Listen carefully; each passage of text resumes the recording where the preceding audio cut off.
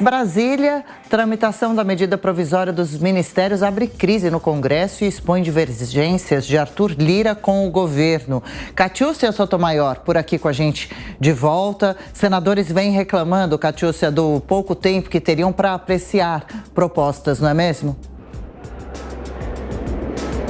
Isso mesmo, Adriana. Segundo os senadores, a votação da MP da Esplanada foi um exemplo, uma demonstração de que a casa fica com menos tempo para analisar as propostas e acaba tendo de votar sem ter como sugerir alterações para evitar que as MPs caduquem. Vale lembrar que desde a pandemia, as medidas provisórias estavam sendo analisadas primeiro pelos deputados e depois pelos senadores, tudo diretamente no plenário. A ideia dos senadores desde o início era retomar o modelo anterior em que um colegiado com integrantes das duas casas, ou seja, uma comissão mista, fazia a primeira análise e só então deputados e depois senadores votavam em plenário. Numa trégua entre Lira e Pacheco nesse assunto, foram instaladas algumas comissões mistas para análises de MPs.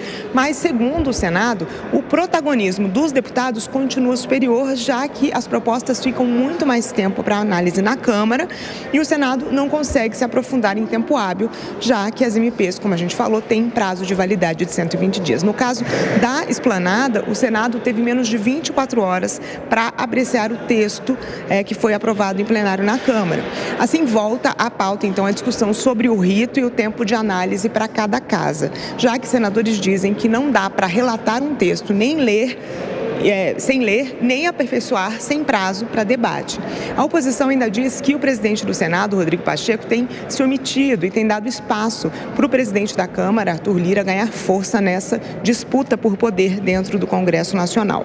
Apesar de a MP da Esplanada ter sido analisada por uma comissão mista, a análise em plenário demorou para começar e, no final, foi muito rápida, exatamente por falta de prazo. E isso deve se repetir na medida provisória do Minha Casa Minha Vida, que também passa por comissão mista, mas vence dia 14 e ainda tem que ser aprovada no plenário da Câmara. De todo modo, o presidente Lula acabou de chegar aqui ao Palácio do Planalto, onde tem uma reunião com ministros, e ele esteve reunido com Arthur Lira no Palácio da Alvorada.